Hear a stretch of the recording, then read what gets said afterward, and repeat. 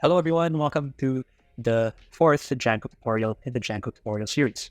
So we're going to talk more about views. So views are a great way to express and basically show HTML templates in your page. So it's basically showing the user interface and what the user can do on your page. So we're going to go more in depth as to what views are because we talked about in the very intro of this series. The way the website actually works is actually using the MVC framework, or what we call the model view controller framework. Well, in this case, it's just the model and the view, because the controller and the view are kind of in the same kind of function, or in the same kind of file. So yeah, I think it's probably best to give you an example as to how this works. And let's get our code editors ready, and let's do some Django coding. So let's start with this lesson. So I made a new environment here and made a folder called to-do list, so we could focus on more controlled environment compared to the previous videos, because the previous video kind of focused on the possibilities we could do with the model. And for now, this is probably the best way to continue the rest of the course, which is going to be creating a to-do list and going through possibilities we could utilize with Django. So firstly, I'm going to open my terminal here, and I'm going to create a little virtual environment by using pi-m to call the module. Then for calling in the virtual environment module in order to create a clean slate and a clean installation base. And lastly, the name of the folder for this virtual environment, which will be vent. So hit on enter. And let's just wait for it to finish. Okay, that's pretty good.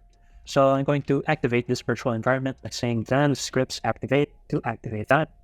Okay, and we'll see this in down here at the very beginning, which will mean we have nothing installed in our pip correctly. So what we're going to do is install Django. Okay, let's just wait for pip to install everything we need, and we can get started with today's discussion. Okay, so now it's installing the collected packages. So we just need to wait for these to complete, and we should be good to go.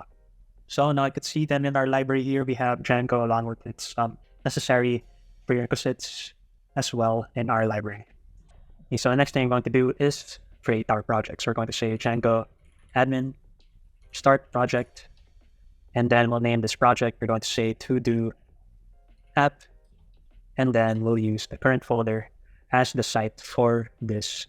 We call it the core of the Django project. Okay, so we need to make sure that it is not using these dashes. So let me try and rectify that, or change it to underscores. Okay.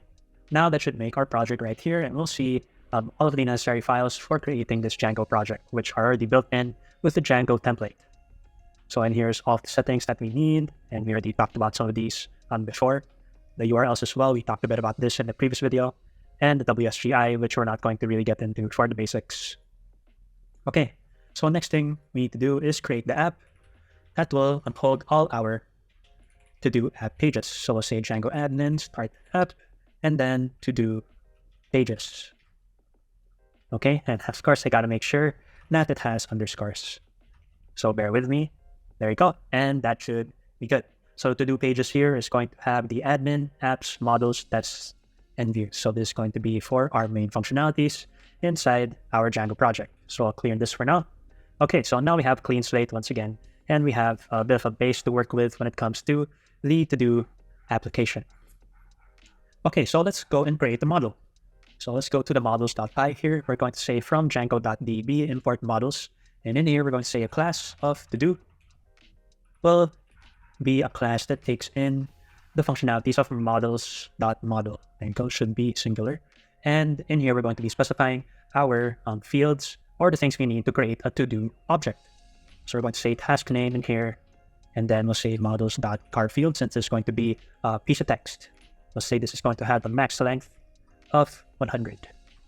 And we'll say task start. It's going to equal models.date field. Okay. And we'll say task end is equal to models.date field as well. So this is going to be a little task where it's going to have a task name. It's going to have a date field and a date field for the start and a date field for the end. So it's like a little start date and a due date for this task or it's still to do.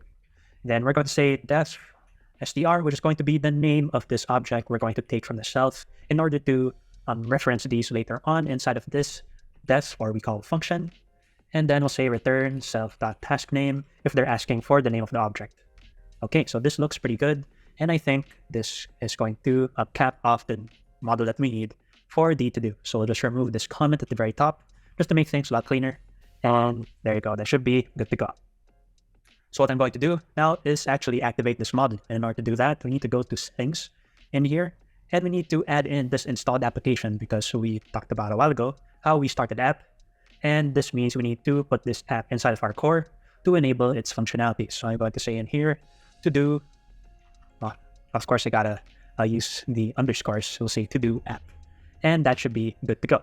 So what I'm going to do now is I'm going to manage.py make migrations. Okay, so currently there are no changes detected. So what I'm going to do next is I'm going to go to manage.py migrate. Okay, looks like it was able to save everything that we needed.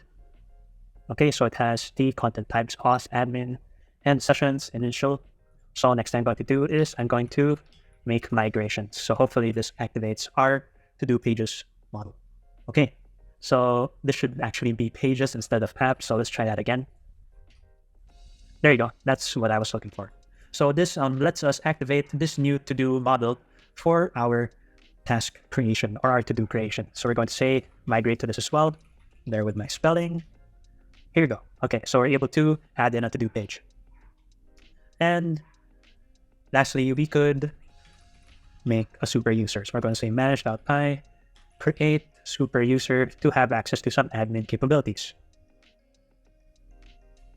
The username, we'll just keep it simple. We'll say admin. The user email address will be admin@admin.com. And the password will be admin as well. Admin again. And we'll just bypass that validation here to keep things simple. Okay, we've created our super user and we have made our model that's been successfully added to our project. Next thing to do is to create a view to accommodate for this model. So there's going to be new territory starting from now. Okay, so do bear with me as we're going to do some new things. What we're going to do is actually first remove everything that we have in here. The first thing we need to do is to, what I recommend is to use the class-based views. So there are two kinds of views that we have for Django. We have the functional views, which work like, if you know React, they're like functional components where you pass certain values to a function and you'll send out a little return to render out what you need to render in an HTML template. But for now, we could actually make things a lot simpler by using Django generic views, or what we call class-based views. So we're going to say from django.views.generic, we could import certain kinds of views. For now, I want to get the list of the tasks or the to-dos that we have. So we have a segment called a list view. So this list view is going to return a list of the views, not a list of the views, a list of the model that we have into a view. So in here, we're going to say class of to-do list. So it's going to be the list view. Over here, so we're going to use the list view capabilities for this. And the most important things to include for this list view are going to be, one, the template name. So this template name is going to be pertaining to what HTML template am I going to be using for this view. So for now, I'm going to keep things simple. I'm going to say to-do list.html. We're going to make that later on. And next, we have model equals to-do. Okay, so you may wonder where this to-do is going to be coming from. So I'm going to say in here from .models, which is going to be in the same folder, import to-do. So this is going to be coming from this models and the to-do model that we created a while ago. So now we were able to create this little list view, and you can see it's actually pretty simple. We just need to specify a certain name and a to-do. So compared to a functional view where you need to add in a bit more lines, a class-based view is going to make things a lot more simpler, where you just specify template name and the model that you need to list in this view.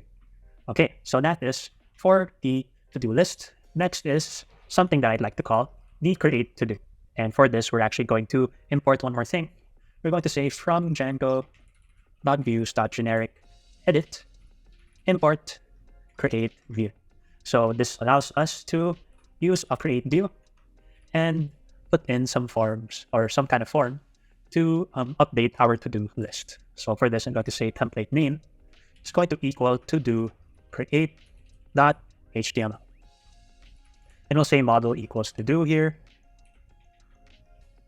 Yep. And then form class, and I'm going to talk more about this later on, but we're going to say for this to be form for now. And we'll make this a comment since this is still not yet currently created. And then with the CreateView and the ListView, there's actually some kinds of functionalities that you could use for specific kinds of views. For the CreateView though, when I want to create something and I'm done submitting, I want to redirect back to the ListView because I want to see the current to-do list that I have. So in order to do that, I'm going to say def of get success URL. So you can see there are a bunch of functions that are available thanks to the CreateView. But for now, I just need a success URL in order to return where I want to redirect to later on. So in here, I'm going to say remove this return for now and remove this. I'm going to say return reverse and to-do list. So this is going to be something that I like to call a slug. And this is going to be the name of a certain path inside of my Django URLs, which I'm going to talk about later on. But before that, I'm going to actually import this reverse because it's currently in squiggly lines right now because it's not yet been imported in. So this reverse is actually one of the things included in Django's library. We access Django URLs and import reverse to redirect us to a different kind of page. Okay, so that is pretty good for now. We could leave this as is. And then the next thing to do is we're going to create a new file in our to-do pages since we want to compile all these views and put them into a certain kind of URL patterns. So we're going to say new file in here and we'll say urls.py. So this to-do page is going to have a certain list of URLs that we can use. So we can see in the URLs here that the to-do app, it's using Django contrib of admin. We're not going to need that. And Django URLs of path to specify the paths for our Django project. So for now, what I'm going to do is I'm going to go to the urls.py and I'm going to import Django URLs paths. So this is going to be what's used to make our list of routes or a list of paths for our project. And in here, I'm going to import two things. I'm going to import from views, import to-do list, and create to-do because I want to put these two in separate paths. Okay, next thing to do is I'm going to specify a certain URL patterns, and this is going to be used later on. So this is going to be a list of certain kinds of URLs, and we're going to say path for this will be the default page. So we'll say nothing is inside here. So this will mean it will redirect to our home page and it will show a certain kind of view. So for the view for this, I want to say to-do list dot as a view. Since if we just do a to-do list, it's going to return back a class. We actually want to return this as a kind of a template or as a certain kind of view for the user to see. So we use as a view.